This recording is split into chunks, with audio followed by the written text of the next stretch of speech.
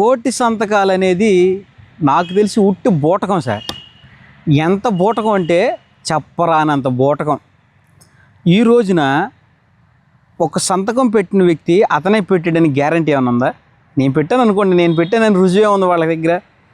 అదే ఒక పల్లెటూరులో ఒక ల్యాండ్లో ఒక అతనిది ఆన్లైన్లో ఉంటుంది, ఒక అతని దగ్గర పట్టాపులో పాస్ పుస్తకాలు డాక్యుమెంట్స్ ఉంటాయి.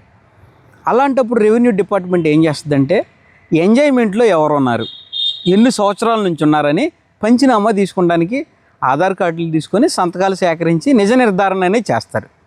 ఈ మాజీ ఎమ్మెల్యే గారు అయినటువంటి గౌరవనీయులు మేకా వెంకట ప్రతాపప్పారావు గారు ప్రెస్ మీట్ చూసేందాక సుమారుగా 45,000 సంతకాలు సేకరించామని చెప్పారు నాతో నిన్న సోషల్ మీడియాలో.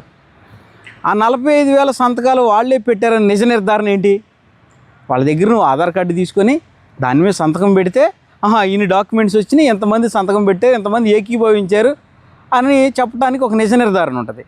లేదా గ్రామంలో చదువుకునేటువంటి వాళ్ళు ఎవరైనా ఉంటే వాళ్ళ ఆధార్ కార్డు జిరాక్స్ తీసుకొని దాని మీద ఒక థంబ్ ఇంప్రెషన్ తీసుకుంటే నిజంగా వాళ్ళు సంతకాలు పెట్టారని అధికార పార్టీ అని తెలుగుదేశం పార్టీ మా చంద్రబాబు నాయుడు గారు లోకేష్ గారు ఆలోచించి దాని మీద ఏదైనా ఒక నిర్ణయం తీసుకుంటానికి అవకాశం ఉంటుంది.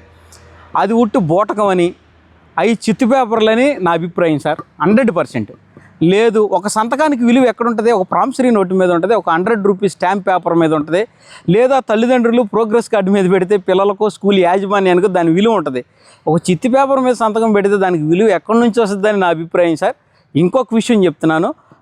మా మాజీ ఎమ్మెల్యే గారైన ప్రతాప్ అప్పారావు గారి ప్రెస్ మీట్ నేను చూసానని చెప్పా కదా, 45,000 సంతకాలు సుమారుగా అన్నారు. 40,000 అయితే కన్ఫర్మ్ చేశారు.